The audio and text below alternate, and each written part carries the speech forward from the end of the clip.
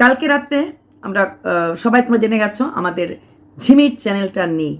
ঝিমির চ্যানেলটা ডিলিট হয়ে গেছে। চ্যানেলটা ঝিমি ডিলিট করেনি। কি ভাগ্যে চ্যানেল ডিলিট করলো এটা নিয়ে চলছে তাফতিশ। আর সবচেয়ে বড় কথা, বাবা জীবনের দুটো ফোন সিজ করা হয়েছে এবং কুইন্টেল ওয়ালি এবং বাবা জীবনকে কালকে রাত্রে থানায় নিয়ে যাওয়া হয়েছিল। এবং নিয়ে যাওয়ার পর তার ফোন তো অলরেডি ট্র্যাকিংয়ে ছিলই আমাদের, ওই পুচু পুচু পুচু আর তার ফোন ট্র্যাকিং করা ছিল আগের থেকে, যে কথাগুলো আমরা বলতে পারছিলাম না। কালকে দুটো ফোনই এখন পুলিশ সিজ করেছে, সিজ করতে বাধ্য হয়েছে। এইবার আপনারা দেখুন একটা মেয়ের প্রতি কিভাবে অত্যাচার আগেও হয়েছিল, আর সেই মেয়েটাকে আমরা সবাই পাগল পাগল পাগল পাগল পাগল বলে মুড সুইং বলে সেই মেয়েটাকে নিয়ে আমরাও বলেছি। এইভাবে অত্যাচার করার পর একটা 1 লাখের চ্যানেল আজকের দিনে দাঁড়িয়ে নেই। তবে পুলিশ বাবা জীবনকে ওয়ার্নিং দিয়েছে। পুলিশ বাবা জীবনকে বলেছে যেভাবেই হোক ঝিমির চ্যানেল যেন 24 ঘন্টার মধ্যে ফিরিয়ে দাও। যদিও বাবা জীবন সেটা স্বীকার করেনি, কিন্তু চ্যানেল একটা 1 লাখের চ্যানেল ডিলিট করা এত সহজ না। আমরা পরশুদিন দেখলাম যে বাবা জীবন তার মাসির account, Google AdSense pin account হঠাৎ করে নাই হয়ে গেছে। যদিও স্বীকার করেছে মিঠাই এইসব নাম টাম নিয়ে যে ওরা কিছু জানে না, মাসির অ্যাকাউন্ট কেউ ডিলিট হয়েছে জানে না, মাসির কোনো টাকা মাসি পাবে না। কালকে রাত্রে ঝিমির চ্যানেল ডিলিট হয়ে গেছে। ঝিমির এই চ্যানেলটা ওর জন্য খুব একটা ভালো ছিল না। এই চ্যানেল থেকে ঝিমি লাইভ করে প্রশ্ন করেছিল যে কেন তুমি প্রজেক্ট ওয়ালি যখন আমাকে নিয়ে বদনাম করে তুমি উত্তর দাও না। এই লাইভে ঝিমি প্রজেক্ট ওয়ালিকে অনেক কথা বলেছিল। এই লাইভের দ্বারাই আমরা দেখতে পেয়েছি বাবা জীবন কিভাবে 4টা ক্যালপল খেয়ে মেয়েটাকে দায়ী করা হয়েছিল। এই চ্যানেল দ্বারাই আমরা দেখতে পেয়েছি বাবা জীবনের মা ফেনাইল খাওয়ার পরে তার নিজের বোনকে দায়ী করলো। এই চ্যানেলে দেখতে পেয়েছি কি করে একটা শ্বশুরমশাই তার বউয়ের প্রতি হিংসা নিবাতে না পেরে তার শাড়ি গয়না কোনো কিছু বাটবাটরা করে পড়তে না পারার জন্য তার ওষুধটুকুন পর্যন্ত খেয়ে সেরে সেই মেয়েটাকেই ফাঁসাতে চেয়েছে। সেই মেয়েটাকেই আজকে যদি ওই দিন যদি লাইভ না করতো আমাদের ঝিমি, তাহলে ঝিমি আজকে থাকতো 4 দেওয়ালের পিছে। কারণ আমরা সবাই শুনেছি কুইন্টেল ওয়ালি বলেছে যে দেখে নিন এই মেয়েটা আমার ছেলেকে ওষুধ খাইয়ে দিয়েছে। Again point to be repeated, এই মেয়েটা আমার মেয়েকে ওষুধ মানে মেডিসিন খাইয়ে দিয়েছে। এই একটা লাইন এনাফ একটা মেয়ের এগেনস্টে উইটনেস, প্রুফ, এভিডেন্স যা কিছু বলেন না কেন ওই মামার বাড়ির দরজার পেছনে দাঁড়ানোর জন্য। যে বধূ নির্যাতন না, কি করে বধূ তার স্বামীর বাড়ি নির্যাতন করে তার জন্য। দেখেছি কিভাবে রেল স্টেশনে প্রিয়তমা দেওয়ার কালো শার্টটা পরেই যাওয়ার নবদ্বীপে, আর সেই শার্টটা দেখার পর ঝিমির প্রশ্ন ছিল লাইভে, এই শার্টটা তোমাকে কে দিয়েছে? কিভাবে একটা মেয়েকে প্রতিনিয়ত বুঝিয়ে দেওয়া হয় তুমি আমার জীবনের কিছু না, আর সেই ছেলেটাই ক্যামেরার সামনে এসে বলে আমার লিগেল ওয়াইফ, আমার লিগেল স্ত্রী। মেয়েটাকে তুলে মুলে শেষ করে দেওয়ার জন্য একটা এমন মেন্টাল হসপিটালের খবর আনা হলো যেই হসপিটাল নাকি 13 জন পেশেন্টকে এক রুমে রাখা হয় এবং সেই পেশেন্টদের গায়ের মধ্যে চরম আঘাতের চিহ্ন দেখা যায়। যেই হসপিটালের সুপারের এগেনস্টে শোকজ করা হয়, যেই হসপিটালে লাঠি দিয়ে আবাসিকদেরকে নির্যাতন করা হয়, যেই হসপিটালে মানসিক হসপিটাল হওয়া সত্ত্বেও মানসিক রুগীরা কখন কোন গাছের উপর উঠে বসে থাকে সেই হসপিটালের লোকরা জানে না, এবং প্রতিনিয়ত পান থেকে চুন খসলেই সেই হসপিটালের আবাসিকদের যারা কিনা মানসিক ভারসাম্যহীন, যারা কিনা বলতে পারে না কোথায় কষ্ট, কোথায় দর্দ, কোথায় ব্যথা, খেয়েছে কিনা, ঘুমিয়েছে কিনা, ওষুধটা খেয়েছে কিনা, তাদের উপরে অকথ্য নির্যাতন হয়। যেই হসপিটালে নাকি শুধু অনিয়ম বিনিয়ম দেখা গেছে, ওইখানে কিনা অনিয়মটাই হয়ে দাঁড়িয়েছে বেনিয়ম বা নিয়ম। সেই হসপিটালটাকে চুজ করা হয়েছিল এবং সঙ্গে নিয়ে যাওয়া হচ্ছিল তাদেরই সো কল্ড এক লিপ কিস করা দিদি, এমন এক দিদি যে কিনা ভাইয়ের সাথে ঠোঁটে ঠোঁট মেলাতেও দ্বিধাবোধ করে না, তাও আবার কিনা অন ক্যামেরাতে আসতে। বলি দিদিটা কি পরিবারের মেম্বারের মধ্যে থাকে?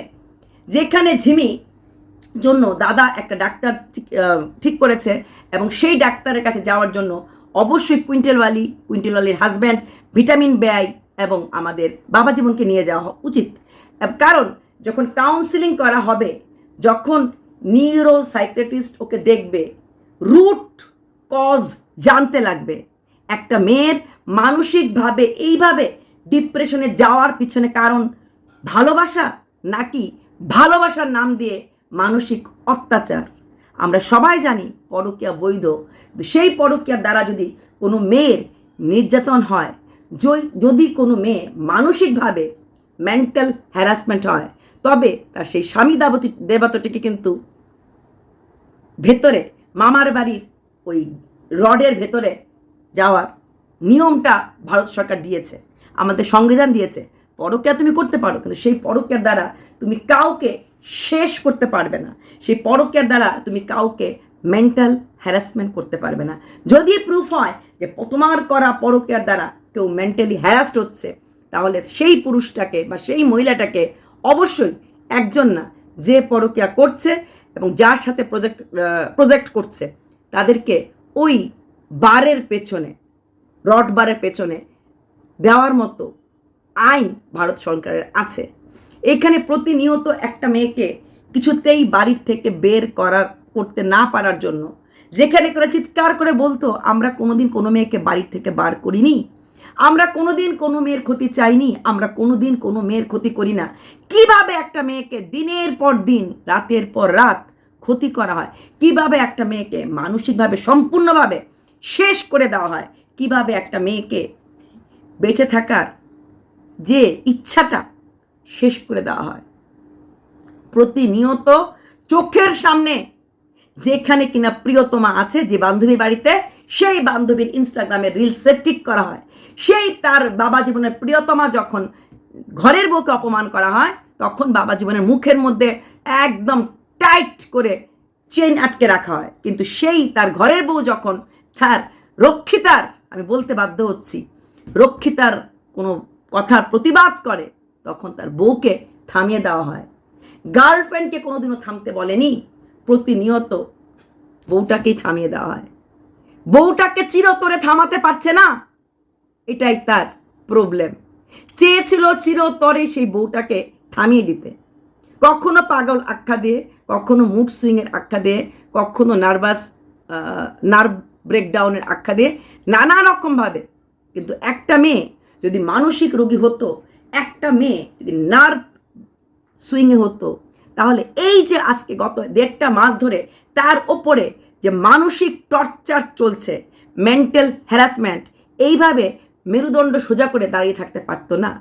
1.5 মাসে আমরা প্রুফ করতে পারলাম যে মেয়েটা যাই হোক আর পাগল না, মেয়েটা যাই হোক নিজেকে মাটি কামড়ে আঁকড়ে ধরে রাখতে পারে।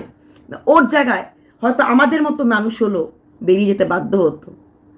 আশেপাশে চারিধারে নিজের লোক বলতে কেউ নেই, একটা একা ঘরে একটা মেয়েকে তালা বন্ধ করে রেখে ওরা বাইরে চলে যায়, তারপরও সেই মেয়েটা থাকে।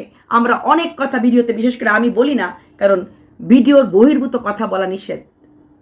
লাস্টলি কালকে মেয়েটা চ্যানেলটা ডিলিট হয়ে যাওয়ার পর আপনাদের এখনো মনে হয় বাবা জীবন নির্দোষ, এখনো মনে হয় বাবা জীবন কোনো ভুল কোনো দিন করেনি, এখনো মনে হয় 3 লাখের সাবস্ক্রাইবারদের এই ছেলেটাকে এখনো আপনারা বিশ্বাস করেন, এখনো মনে হয় এই সমাজে পুরুষরাই নির্যাতিত হয়, এখনো মনে হয় আজও সমাজ ব্যবস্থা শুধু মেয়েদের পাশে দাঁড়িয়ে আছে। বলুন, এখনো মনে হয় এই মেয়েটা অনেক বেশি জৈবিক চাহিদা, এখনো মনে হয় এই মেয়েটার চাহিদা মেটাতে না পারার জন্য আজকে মেয়েটার চ্যানেলটা ডিলিট করে দেওয়া হয়েছে। মেয়েটা আগে একবার সামাজিক মাধ্যমে থাকবে না বলে নিজের হাতে ডিলিট করে দিয়েছিল। মেয়েটার চ্যানেলটা মেয়েটা প্রুফ দেওয়ার জন্য যে হ্যাঁ আমি চাই না, একবার না দুবার ওর মন জয় করার জন্য একটা 1 lakh verified account channel delete করে দিতে স্বামী দেবতাটির হাতটা কাঁপল না। আপনাদের হাত কাঁপবে কি সেই স্বামীকে কমেন্ট লিখতে? আপনাদের হাত কাঁপবে কি সেই স্বামীকে লাইক বাটন করতে? আপনারা কি এখনো কুইন্টেল আলীর একাদশীর উপবাস আর গীতার বাণী শুনে জিও জিও জিও কাকিমা বলবেন? আপনারা কি এখনো মনে করবেন ওরা মা ছেলে সৎ পথে আছে? এখন বুঝতে পারছেন তো ভারতবর্ষে কত মেয়ে কিভাবে অন্ধকার তলিয়ে যায়, অন্ধকার জীবনে তলিয়ে যায়, যেখানে কোনো ভাষা থাকে না, যেখানে কোনো আওয়াজ থাকে না, যেখানে কোনো কথা থাকে না প্রতিবাদ করতে। এখনো বলবেন কি দিদি আপনি ভুল করছেন, একটা মহিলা হয়ে প্রজেক্ট ওয়ালির নামে আপনি কথাগুলি বলছেন, কি করে আপনি বলতে পারেন প্রজেক্ট ওয়ালির নামে কল ডট ডট? আমি প্রজেক্ট ওয়ালিকে কল ডট ডট বলিনি, ও বলেছে বাবা জীবনকে ডেকেছে, বাবা তাই বাবা জীবন গেছে ডাকা, English call, I call you, মানে আমি তোমাকে ডেকেছি। যে কিনা কল পেলে কারোর কাছে যায় তাকে কি বলা হয় আমি সেটা বলেছিলাম। এখনো মনে হয় সেই মেয়েটা কিভাবে ট্রিগার করছে পুচু পুচু বলে। আপনাদের এখনো মনে হয় লাইভে বসে বলে কেড়ে নেওয়া জিনিস, কে কার থেকে কেড়ে নেওয়া জিনিস। কেন বাবা জীবন একবারও লাইভ করে বা ভিডিও করে ওই প্রজেক্টওয়ালিকে বললো না তুই দূরে থাক, তুই আমাদের পরিবারের মাধ্যম থেকে দূরে থাক, তুই আমাদের পরিবার বা আমার স্ত্রীকে নে কোনো কথা বলবি না, কোনো শব্দ করবি না? কেন সেই বান্ধবীকে যাকে গিয়ে ইনস্টাগ্রামে বা ভিডিওতে লাইক করতে পারে তাকে একবার ভিডিও করে বা ফোন করে বলতে পারলো না আমার স্ত্রী বা অন্য কোনো কন্ট্রোভার্সি ক্রিয়েটরদেরকে কিছু বলবে না?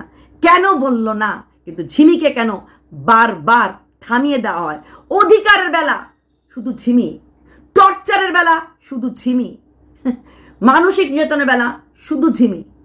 আর সেফ কাকে বাঁচিয়ে রাখছে, কাকে সেভ করছে, কার প্রতিটি কথায় সহমত পোষণ করছে, সে হচ্ছে নান আদার দেন আওয়ার প্রজেক্ট ওয়ালি।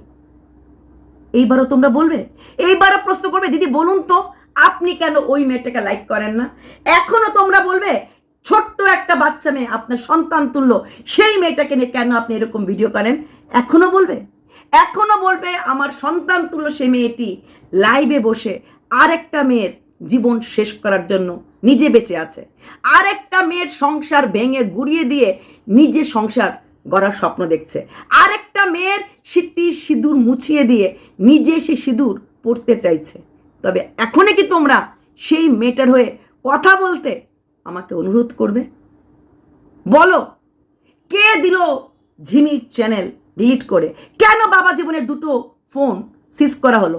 কেন সেই গভর্নমেন্ট হসপিটাল যার নামে এত শোকেস, যার কিনা ভিত্তিটাই হচ্ছে বেনিয়মের মাঝে অনিয়মের মাঝে যে হসপিটাল নিয়ম খুঁজে পেয়েছে, যেখানে দুর্নীতিতে গাড়া, যেখানে অনেক কিছুই চলে হসপিটালটার দ্বারা, সেই হসপিটালে কেন ঝিমিকে ডাক্তার দেখাতে ভাবা হচ্ছিল? কি ছিল তার পেছনের মতলব? কি ছিল ঝিমিকে সম্পূর্ণভাবে মানসিক ভারসাম্যহীন দেখানোর পর খুব easily without giving any kind of alimony divorce দেওয়ার প্ল্যান? একটা মেয়েকে যখন সুস্থ মানসিকভাবে মেয়েটাকে যখন নিয়ে যাওয়া হতো সেই হসপিটালে এবং সেখানে যখন সেই আবাসিকদের দেখানো হতো, তখন একটা মেয়ে বা যে কোনো মানুষ, সুস্থ মানুষও কিন্তু অসুস্থ হয়ে যায়। যেই হসপিটালে 13টা আবাসিককে একটা রুমে রাখা হয় এবং প্রচণ্ড আঘাতের চিহ্ন তাদের শরীরে দেখা যায়, সেই হসপিটালটাই কেন দেখানো ট্রিটমেন্টের জন্য ঠিক করা হলো যেখানে কিনা বাবা জীবন লাখ টাকা রোজগার করে? কেন বেছে ওই হসপিটালটাই ঠিক করা হলো?